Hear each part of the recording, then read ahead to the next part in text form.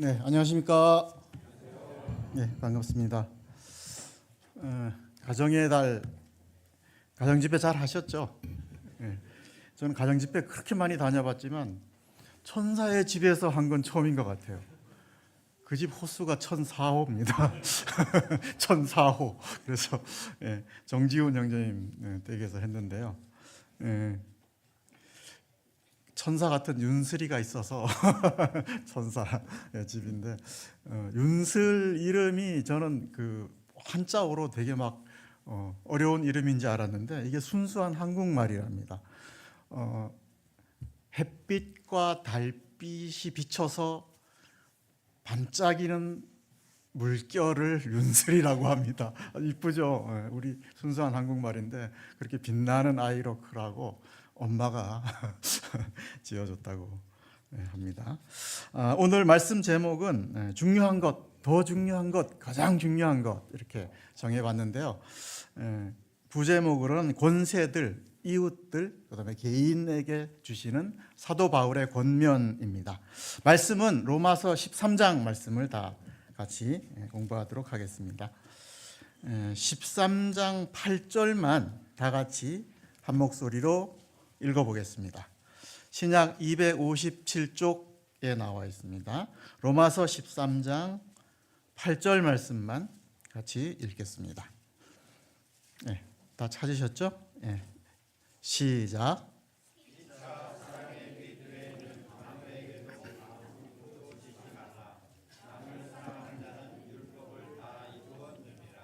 네, 감사합니다. 아까 사회자도 말씀하셨지만 요즘 대통령 선거전이 뜨겁습니다. 몇 대 대선입니까? 몇 대죠? 몇 대 맞으면 할까요? 네, 21대 대선입니다. 요즘 우리 전문용어로 권세를 남용하는 것을 전문용어로 뭐라 그러죠? 갑질이라고 합니다. 갑질. 갑질. 저희 직장은 갑질 신고 센터도 생겼어요. 그래서 갑질하면 신고당하는데요. 우리 사회에서 그 상사에 대한 유머가 있습니다. 아주 유능한 상사는 어떤 사람인가, 뭐 이런 유머가 있는데요. 네 가지로 분류를 하고 있습니다. 한번 제가 말씀드려 보겠습니다. 그러니까 아랫사람이 가장 좋아하는 상사는 똑개형 상사라고 합니다. 똑개형 상사. 똑개형은 똑똑하면서 게으른 상사가 가장 좋은 상사라고 합니다. 그러니까 이런 사람은 합리적인 결정을 하고 아랫사람에게 권한을 이렇게 위임해서 아주 잘 키워줄 줄 아는 똑개형 상사가 가장 선호하는 상사고요. 그 다음에 두 번째 상사는 똑부형 상사라고 합니다. 똑똑하면서 부지런한 상사. 이게 이제 두 번째인데요. 똑부형은 아랫사람이 아주 피곤하겠죠. 피곤하고 엄청 부려먹고 나중에는 버림받을 수 있는 그런 상사라서 별로 선호하지를 않는다고 합니다. 그 다음에 세 번째는 무부형 상사입니다. 무부형. 무부형 상사. 무능하면서 부지런한 상사입니다. 굉장히 괴롭겠죠, 이분도. 뭐 별일 아닌 거 가지고 막 밤새고 이러면 밑에 사람 완전히 미치는 거죠. 그런 상사가 있고요. 그 다음에는 무계형 상사입니다. 무능하면서 게으른 상사죠. 더 미치는 거죠. 그래서 이런 상사는 노답, 답이 없다 이렇게 얘기를 하더라고요. 그래서 성도님들은 하여간 똑개형 상사가 되시기를, 똑똑하면서 게으른 상사가 되시기를 바라겠습니다. 상사의 갑질에 대해서는 우리가 어떻게 성도로서 대해야 하죠? 또 국가가 막강한 권세로 갑질을 하면 우리가 어떻게 대해야겠습니까? 오늘 말씀에서 그 답이 나옵니다. 먼저 첫 번째 주제는요, 위에 있는 권세들에 대한 성도의 태도에 대해서 한번 같이 나눠보겠습니다. 본문 13장 1절에서 7절까지인데요. 이게 이제 한 절씩 이렇게 하기는 좀 그 서로 다 연관이 돼 있어가지고 한번 끝까지 저랑 한번 교독을 한번 해보시겠습니다. 7절까지 제가 1절을 읽을 테니까 성도들 2절부터 읽어주시기 바랍니다. 각 사람은 위에 있는 권세들에게 복종하라. 권세는 하나님으로부터 나지 않음이 없나니 모든 권세는 다 하나님께서 정하신 바라.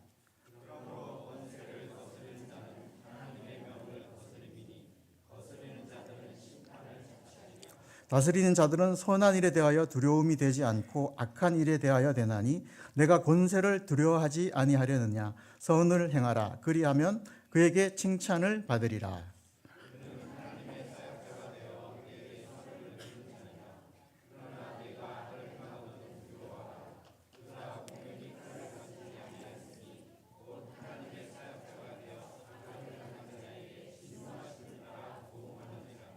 그러므로 복종하지 아니할 수 없으니 진노 때문에 할 것이 아니라 양심을 따라 할 것이니라.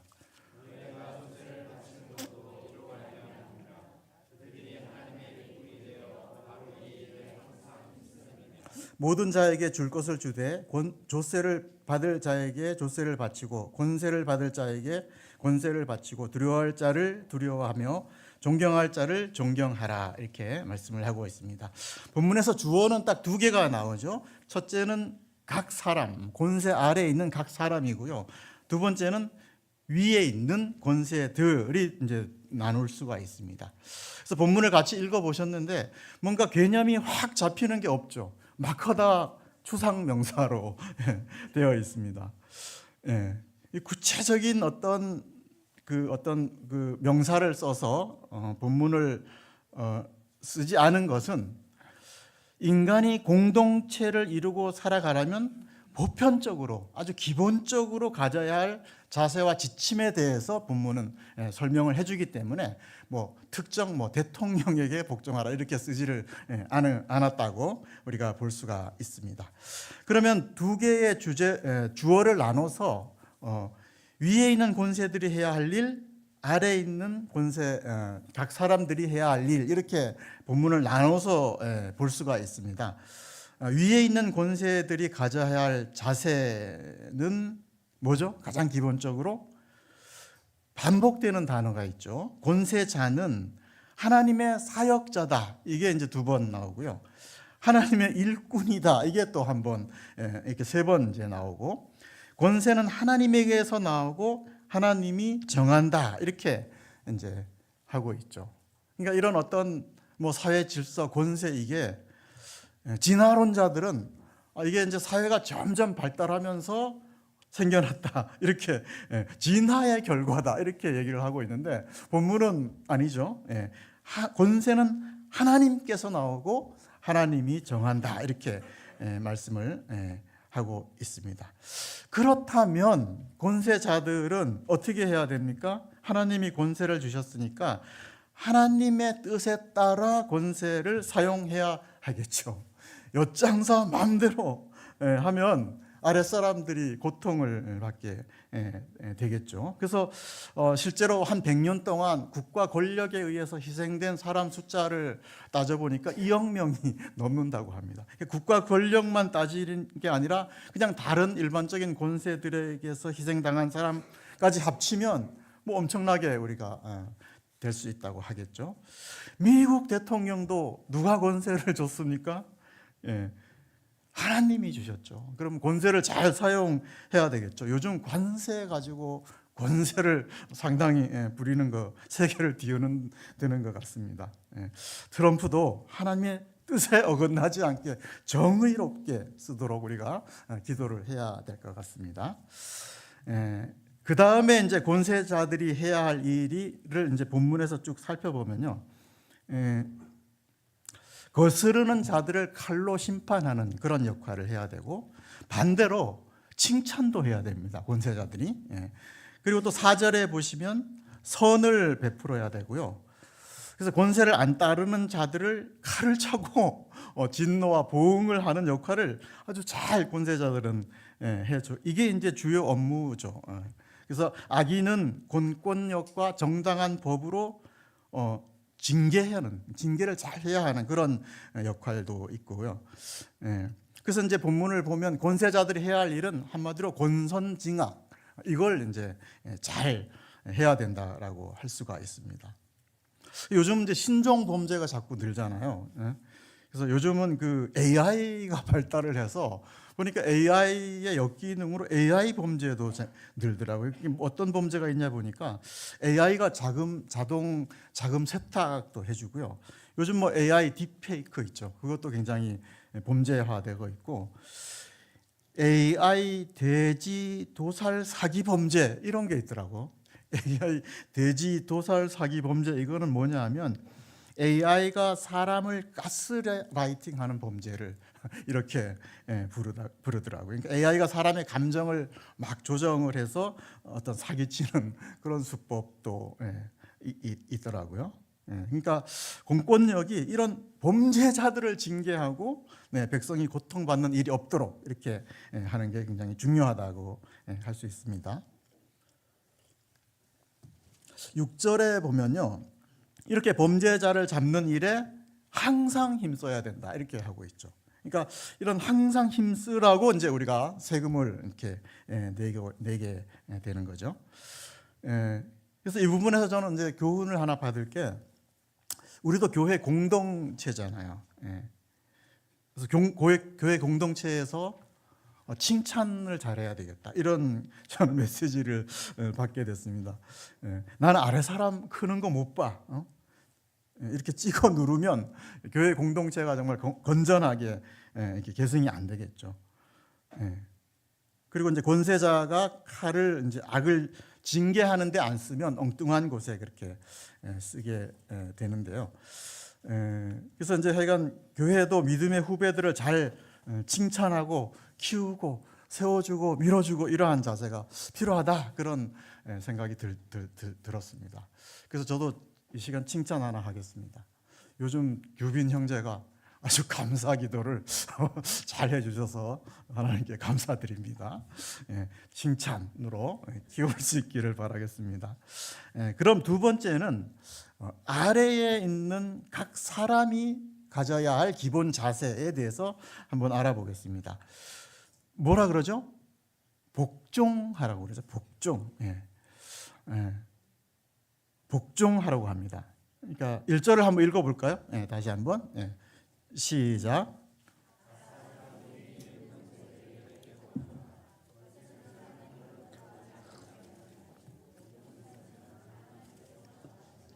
네, 감사합니다. 왜 순종이라고 안 하고 복종이라는 단어를 썼을까요? 복종은 뭐 원어로 휘포타소고요. 순종은 휘파쿠오더라고요. 원어는 잘 모르는데, 그래서 복종이라는 원어의 뜻은 군대에서 쓰는 용어라고 합니다. 그러니까 전쟁터에서 돌격 앞으로 이렇게 하면 어쨌든 가야 되잖아요. 순종이고 뭐고 필요가 없어요. 어쨌든 가야 하는 상황이죠.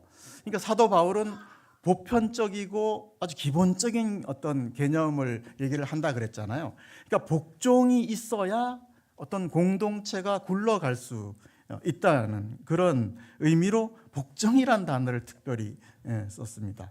그래서 우리가 어떤 위에 어떤 권세가 뭐 실력이 없는 것 같이도 보이고, 또 뭐 무능한 것 같이 보이고, 도덕성이 없는 것 같이 보이고, 마음에 안 들어도 그래서 나는 복종 못해, 이러면 공동체는 무너질 수밖에 없다는 거죠.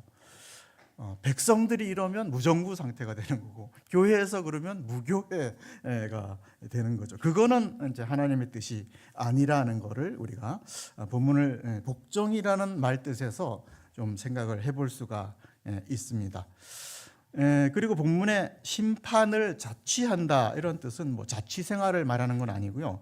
스스로 취한다, 스스로 화를 자초한다, 스스로 매를 벌어, 뭐 이런 의미로 이해해 주시면 좋을 것 같고, 또 본문에는 악한 일에 대해서 두려움이 된다 이런 표현이 있죠. 이거는 도둑이 재발저린다 이런 의미입니다. 예를 들면 죄가 많은 사람들은 경찰차 사이렌 소리만 들어도 막 두려워하잖아요. 그런 의미라고 이제 이해를 해주시면 되겠습니다. 그러면 왜 권세에 대해서 이렇게 어떻게 보면 조금 약간 기분이 안 좋을 수도 있는데 복종해야 하는 권세를 부리고 또 복종을 해야 하는 그런 시스템이 꼭 필요할까요? 그냥 모여서 잘 먹고 잘 살면 되잖아요. 근데 왜 이렇게 상하 권세가 꼭 있어야 할까요? 왜 이렇게 있게 됐을까요? 이거는 인간의 본성이 타락했기 때문입니다. 이런 질서의 시스템이 없다면 인간 사회는 어떻게 되겠습니까? 금방 약육강식의 세계가 될 수밖에 없죠. 동물의 세계로 변할 수밖에 없습니다. 본성이 타락했기 때문에. 그래 이런 시스템이 있어도 요즘은 전쟁이 끊임없이 일어나잖아요. 이런 시스템이 있음에도 불구하고 그래서 그렇게 이제 이해를 해주시면 되고, 그럼 하나님께서 히틀러, 로마 황제, 김일성 이런 아주 불의한 권세도 그러면 하나님이 세웠다고 볼 수 있을까요? 네, 세웠다고 볼 수가 있습니다. 근데 제가 서두에서 말씀드렸듯이 그들이 하나님의 뜻에 맞게 권세를 사용하지 않은 거에 문제가 있는 거죠. 그렇게 이제 이해를 할 수가 있습니다. 그리고 하나님께서는 이런 어떤 네로 황제나 이런 어떤 불의한 권세들을 일단은 내버려 두십니다. 일단은. 왜 이렇게 하나님께서는 이런 악한 권력 또 악인들을 일단은 세상에 그냥 내버려 두시는 걸까요? 이거를 한번 생각을 해보시면 악인은 태초에서부터 있어 왔습니다. 태초의 악인이 누구죠? 가인이죠. 인류가 4명밖에 없는데도 악인이 있었습니다. 그래서 만약에 하나님께서 악을 한 톨도 세상에 남겨두지 않고 그런 악이 생길 때마다 악인을 죽여 없애요. 이를 잡듯이 죽여 없앤다. 이러면은 세상에서 살아남을 사람 있을까요? 한 명도 없겠죠. 우리도 사실은 자기에 대해서 관대해서 그렇지 우리도 살아남을 사람이 없게 됩니다. 그러니까 하나님께서는 악도 어떤 악한 권세도 도구로 손용하신다라고 우리가 이해를 하면 될 것 같습니다. 그러니까 말 안 듣는 이스라엘을 아수르나 바벨론이나 로마를 통해서 하나님께서는 징계를 하시죠. 그런데 이런 악한 그 나라도 언젠가는 하나님께서 또 심판을 하십니다. 그래서 지금까지 남아있는 영원한 제국은 없다고 볼 수가 있는 거죠. 그러니까 언젠가는 하나님께서 악한 것에 대해서는 원수를 갚으신다. 그러니까 원수는 하나님께서 갚으신다. 그런 뜻으로 이제 이해를 좀 해주시면 좋을 것 같습니다. 그러면 그런 불의한 권세에 대해서 예수님께서는 어떤 자세를 취하셨는가, 이걸 생각해 보면 우리도 어떤 자세를 취할지 좀 답이 나올 수 있는데요.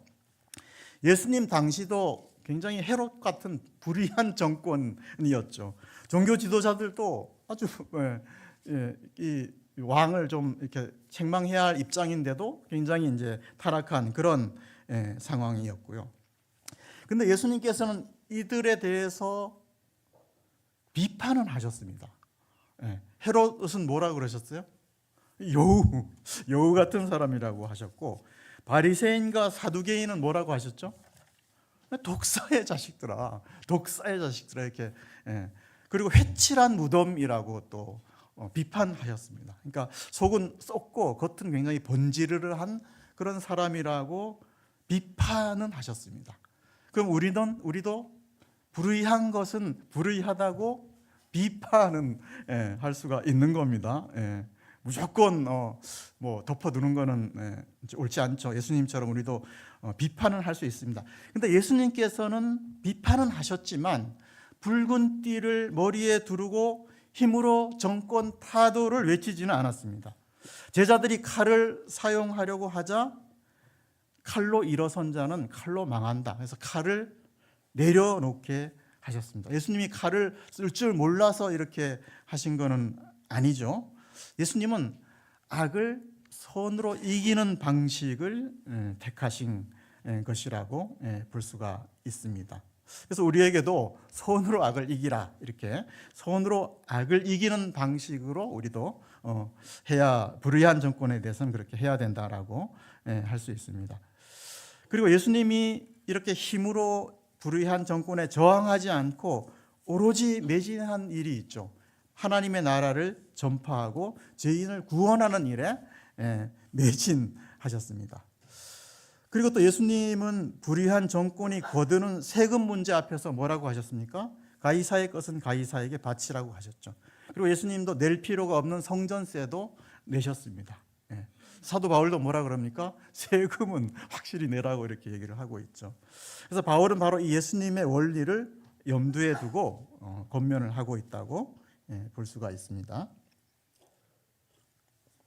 그래서 우리가 본문을 기초로 해서 21대 대통령이 누가 세워지든지 우리는 그가 하나님의 뜻을 따라서 정의롭게 나라를 다스리도록 기도할 필요가 있다, 그렇게 생각이 들고요.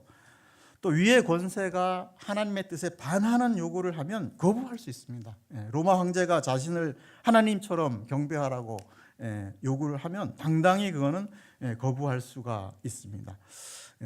권세자의 명령이 하나님의 명령과 상충될 때는 당연히 우리는 하나님의 말씀을 따라야 할 의무가 있는 거죠.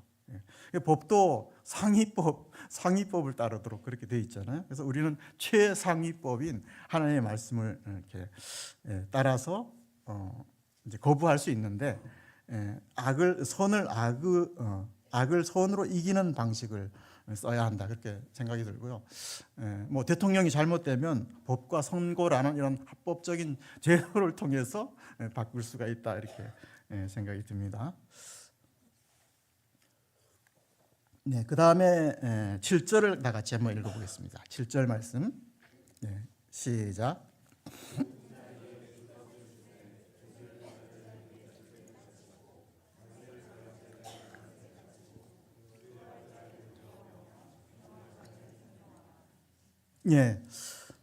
저는 이 말씀이 좀 이렇게 마음에 많이 와 닿았는데요.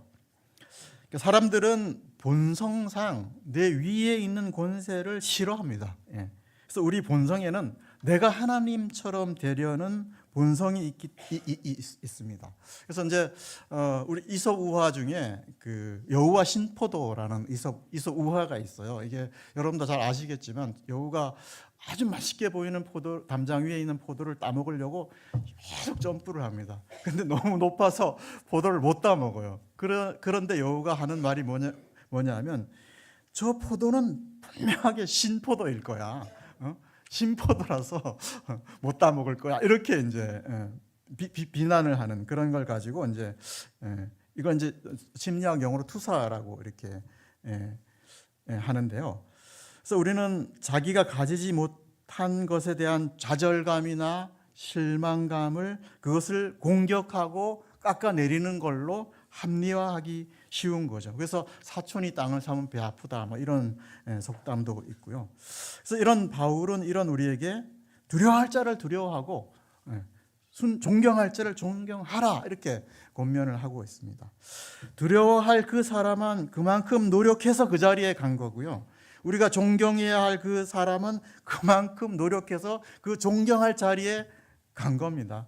정당한 노력에 대해서는 우리가 서로 인정해주는 그런 자세가, 성숙한 자세가 필요하지 않을까, 그런 생각이 들었습니다. 그리고 또 두 번째 생각의 거는 교회 내에서는 정치적이 되어서는 안 된다라는 교훈도 한번 생각해 볼 필요가 있습니다. 다들 그렇게 생각하시죠? 50대가 넘어가면요, 다들 독수리 오형제가 됩니다. 그렇게 나라를 집보다는 나라를 그렇게 걱정을 많이 하고 정치적이 됩니다. 너 좌파야, 우파야, 뭐 이렇게 이제 얘기를 많이 하고요. 그런 프레임을 씌워서 사람을 보기가 쉽습니다. 몰라요. 50대 이하는 모르겠습니다. 그렇게 하고 막 심지어는 뭐 문학, 뭐 이런 것도 문학, 뭐 음악, 교육 이런 것도 순수하게 못 보고 좌파, 뭐 우파 이렇게 나눠서 이렇게 그 프레임을 씌워서 보는 그런 시각도 우리가 좀 지양해야 되지 않을까 그런 생각이 듭니다. 그래서 이제 뭐 명절 때 가족들이 모였을 때는 정치 얘기는 절대 하지 말라고 하잖아요. 지지하는 당이 다르면 가족 간에도 당파 싸움이 일어나고요. 막 상도 들이엎고 막 그렇잖아요. 그러니까 그런 어떤 좌파 우파 이런 걸 씌워서 사람을 보는 그런 시각은 좀 지양. 교회도 당연히 뭐 그래야 되겠죠. 교회가 그러면 정말 콩가루 교회가 될 수밖에 없는. 그래서 교회는 예수님 당 하나밖에 없습니다. 네. 그 다음에는 이제 3절을 다시 한번 읽어주시겠습니다. 시작.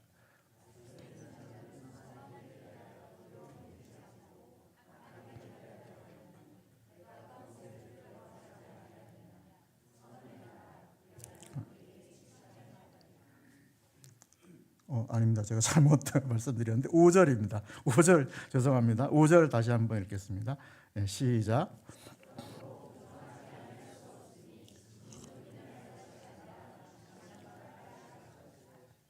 예, 애매한 부분이 있습니다. 애매한 순종해야 될지 말아야 될지 애매한 부분은 본문에서는 신앙 양심을 따라서 해야 할지 말아야 할지 결정을 하면 됩니다. 예를 들면 성도가 직장에서 노조에 가입해도 되나 안 되나. 저는 이제 처음에는 노조에 가입했었습니다. 합법적이니까. 근데 참여하다 보니까 그 용어들이 투쟁한 용어들이 되게 신앙 양심에 꺼리끼더라고요. 막 머리를 깨 부수고 뭐 이런 노래가 그래가지고 신앙 양심에 굉장히 걸려서 뭐 누가 뭐라 그러든 그냥 탈퇴를 한 적이 있는데요. 성도가 혁명에 참여해도 됩니까? 국가 권세는 국민의 재산과 생명을 지키는 데 최선의 역할을 해야 되잖아요. 근데 권세자가 그런 국민의 생명과 재산을 지키지 않고 불의하게 행하면 뭐 신앙 양심상 혁명에도 참여할 수가 있다고 볼 수가 있죠. 전쟁터에 나가서 총 쏴도 됩니까? 이게 좀 애매하죠. 근데 이제 전쟁은 개인의 자격이 아니잖아요. 공공의 자격으로 나가기 때문에 나는 뭐 신앙이 있어서 총 안 들어 이거는 성경적이지는 않은 것 같습니다. 그래서 어떤 성도가 신앙 양심에 따라서 이런 애매한 부분에 대해서 하면 왜 하냐고 뭐라 그러면 안 되고 또 안 했다고 해서 뭐라 그럴 필요는 없는 거죠. 그래서 정말 기독교인의 신앙 양심에 따라서 이런 것들은 하고 안 하고는 판단을 했으면 좋을 것 같습니다. 그 다음에 또 하나 생각할 것은요. 그 복종하라고 해서 권세자들을 우상처럼 섬기면 안 될 것 같습니다. 그러니까 사람을 우상화하면 안 될 것 같아요. 그래서 어제 가정 집회에서 한 자매님이 소감 발표했는데 그 바울하고 이제 디모데하고 굉장히 영적인 아들이잖아요. 근데 바울이 굉장히 이 디모데를 이게 개인적으로 자기를 따르게 하고 이용할 수도 있었는데 그렇게 하지 않았다 이렇게 소감 발표를 하시더라고요. 그래서 공감을 좀 많이 했고요. 바울은 똑개형 상사였을까요? 그 하나님께서 그 가나안 땅에 들어갈 때 모세를 죽였죠. 세우지 않았습니다. 뭐 이유가 있었죠. 근데 모세가 늙어서 죽은 게 아니죠. 어쨌든 하나님께서 들어가지 않게 하셨고 모세가 가장 리더십이 무르익었을 때예요. 그때가. 근데 가나안 땅에 못 들어가게 하셨습니다. 왜 그랬겠습니까? 저는 그를 우상처럼 사람을 그렇게 따를 위험성이 있었기 때문에 하나님께서 또 그렇게 하지 않았나 그런 생각이 듭니다. 여기에 대한 권면의 말씀이 이사야 3장 1절에서 3절까지 말씀인데요. 우리 사회자님께서 한번 읽어주시겠습니다. 이사야 3장 1절에서 3절이고요. 구약 971쪽에 나와 있습니다. 이사야 3장 1절에서 3절을 한번 부탁드리겠습니다.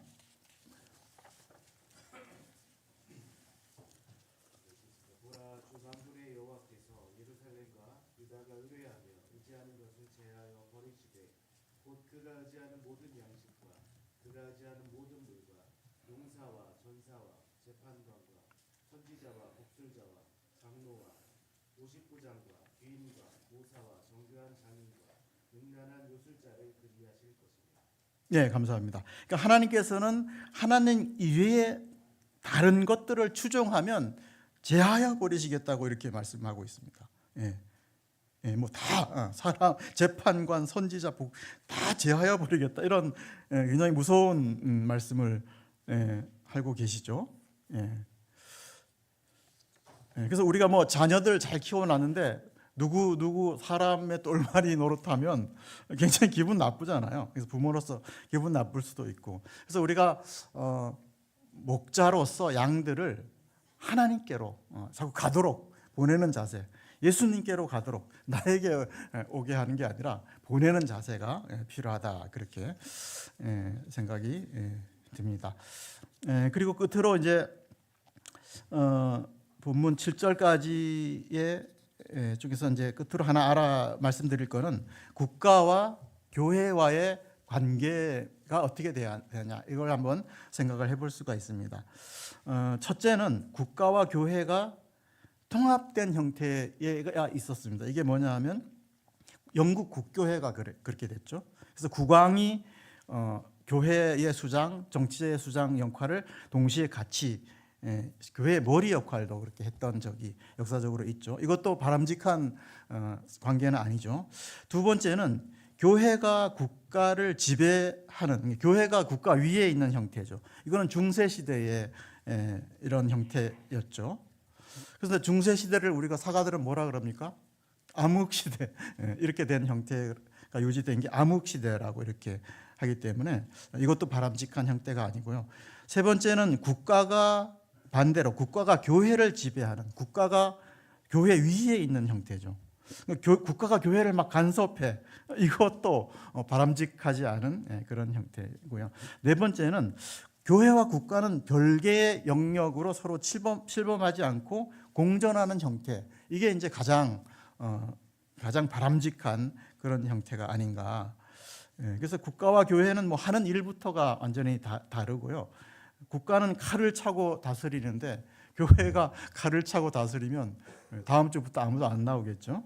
그런 공존하는 형태가 바람직한 형태다, 그런 생각이 들었습니다. 다음은 이웃 사랑에 대해서 보겠습니다. 8절에서 10절까지 한번 읽어보겠습니다. 다 같이 13장 8절에서 10절까지 읽겠습니다. 네, 시작.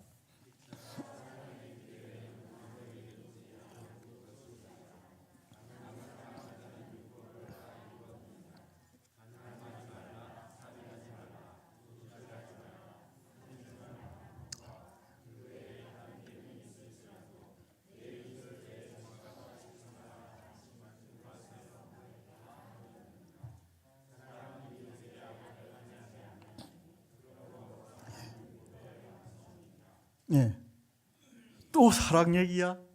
예, 또 사랑 얘기입니다. 예, 사랑이 얼마나 중요했으면 뒤에 프랭카드를 붙이고 365일 예, 사랑하자고 그렇게 하겠습니까? 제가 사랑에 대해서 더 이상 설명드리면 입만 아프고, 그렇죠? 뜨겁게 사랑하시기를 바라겠습니다. 우리 윤슬이 같은 아이 뜨겁게 사랑, 더 징그럽게 되기 전에 아주 뜨겁게 사랑해도 괜찮습니다. 그리고 본문에 보면 피차라는 말을 쓰죠. 피차. 그러니까 교회는 일방적으로 한쪽이 사랑하면 안 되는 거죠. 서로 피차 사랑하라, 그렇게 돼 있고, 사랑이 100% 실현된 국가는 권세라는 질서가 필요 없겠죠. 필요 없죠. 그래서 이게 더 중요한 거죠. 이웃 사랑이 더 중요하고, 사랑이 100% 실현이 됐는데 권세자가 갈차고 있을 필요가 없죠. 그리고 이웃을 사랑하는데 당연히 뭐 범죄 있을 수가 없고요. 그렇습니다. 그리고 하나님께서 율법을 주신 목적이 인간이 타락했기 때문에 그런 거죠. 그러니까 율법은 공동체가 적어도 이거는 하지 말아야 유지된다라는 의미로 율법을 주신 겁니다. 간음, 살인, 도둑질, 탐욕, 이게 난무하면 공동체가 유지될 수가 없게 되는 거죠. 그래서 율법을 주신 것이죠. 근데 이게 다 사랑 하나면 율법은 뭐 폐기돼도 상관이 없다, 이런 말씀이고요. 그 8절에 보면 이제 사랑의 빛 외에는 절대 다른 빛은 지지 말라, 이렇게 하였고, 성경은 빛을 죄와 같은 용어로 씁니다. 죄와 같은 용어로 써요. 그래서 우리 뭐 사랑한 죄밖에 없다 그러는데, 사랑의 죄 많이 지시기를 바라겠습니다. 사랑 많이 해서 옆 사람을 파산시키기를 바라겠습니다.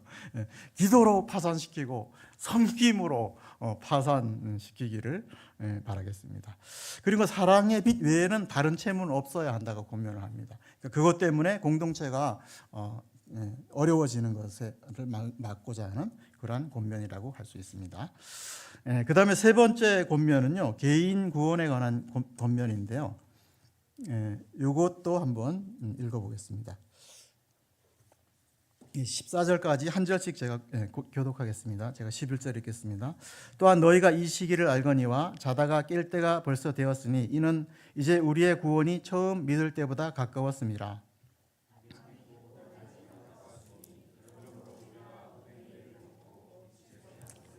낮에와 같이 단정히 하고 방탕하거나 술 취하지 말며 음란하거나 호색하지 말며 다투거나 시기하지 말고.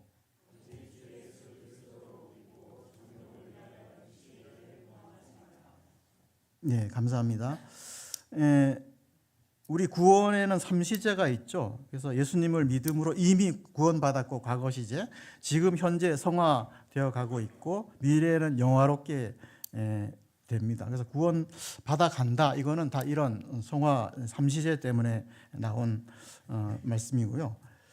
그러니까 영화롭게 될 때가 예수님이 재림할 때고, 예수님이 다시 올 때가 됐으니까 항상 깨어 있으라고 권면을 하고 있고, 밤이 깊다는 것은 새벽 동트기 전에 밤이 깊다라는 표현입니다. 그래서 이게 과학적으로 의미가 있다고 합니다. 그래서 그 달하고 태양하고 지구하고 그 위치가 이렇게 딱 정렬이 돼가지고 달빛의 영향이 가장 없기 때문에 그 해 뜨기 전에 그 가장 어두운 때가 있다고 합니다. 그러니까 이렇게 이제 새벽이 금방 오는 것처럼 예수님께서 이제 오시니까 긴장하고 있으라, 그런 뜻이 되고, 본문에서는 구원을 예수 그리스도의 옷을 입는 걸로 정의를 합니다.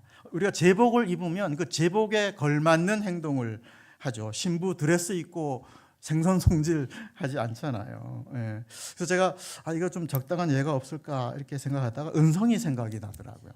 은성이가 뭘 잘 걸치죠? 번개맨 망토를 잘 걸치고 다닙니다. 저는 그거 슈퍼맨인지 알았어요. 저 슈퍼맨이야 그랬더니 막 뭐라 그러더라고. 번개맨이라고. 그래서 번개맨은 모여라 딩동댕의 악당을 물리치는 정의의 사자랍니다. 찾아봤어요. 슈퍼 울트라 번개 파워 이거 쓰고, 번개 스틱, 번개 방패, 번개 충전, 번개 반사, 번개 투시, 번개 이동, 이거를 필살기로 악을 물리치는 그런 번개맨입니다. 그러니까 자기가 번개맨이라고 착각을 하는 거죠. 우리도 마찬가지입니다. 그리스도의 옷을 입었다고 인식하고 그리스도처럼 행동하고 그리스도처럼 말하고 그리스도처럼 생각하라, 그런 의미로 우리가 받아들일 수가 있습니다. 끝으로 본문에 이제 그 3절에 보시면 이제 단어가 두 개씩 이렇게 짝으로 되어 있죠. 그게 이제 뒤에 게 앞에 것의 원인을 제공합니다. 그러니까 술 취하면 방탕하게 되는 거고요. 호색을 좋아하면 음란하게 되는 거고요. 시기하면 다툼이 있게 된다, 이런 의미로 이해를 하시면 됩니다. 성경은 술 취하지 말라고 많이 강조를 하죠. 이건 어떤 도덕적인 권면을 넘어섭니다. 누구의 지배를 받느냐의 문제이기 때문에 술 취하지 말라라고 합니다. 술 취하다는 단어와 성령에 충만하다는 단어는 같은 어원입니다. 그래서 구원받은 성도는 오직 성령의 지배를 받아야 하기 때문에 술을 취하지 말라, 그런 술의 지배에 들어가지 말라, 이렇게 금기하는 권면이라고 할 수 있습니다. 그래서 본문 결론적으로 말씀을 드리면 중요한 거는 권세자들은 하나님의 뜻에 권세를 사용하는 거고 그 아래에 있는 사람들은 복종하는 자세를 갖는 거고 그거보다 더 중요한 것은 이웃 사랑이죠. 이웃 사랑이면 모든 게 다 해결이 되고요. 그다음에 마지막으로 가장 중요한 것은 개인 구원이죠. 그러니까 한 사람이 마음에 하나님 나라가 임하고 구원받는 일이 가장 중요한 일입니다. 우리 교회도 이러한 일에 더욱 힘쓸 수 있기를 기도하면서 저의 메시지는 여기서 줄이겠습니다. 기도하고 마치겠습니다. 아버지 하나님, 본문을 통해서 권세자들은 하나님의 뜻을 따라야 함을 배웁니다. 또 아래에 있는 자들은 복종하는 자세가 있어야 함을 배웁니다. 아버지 하나님, 이것을 뛰어넘는 것이 참 이웃 사랑이고 또 개인의 구원받는 것임을 깨닫습니다. 우리가 서로 사랑하는 가운데 정말 한 사람 한 사람 영원히 거듭나는 역사가 계속 일어날 수 있도록 도와주시기를 간절히 원하고 기도를 드립니다. 귀한 말씀을 감사드리며 예수님의 이름으로 기도하였습니다. 아멘. 네, 감사합니다.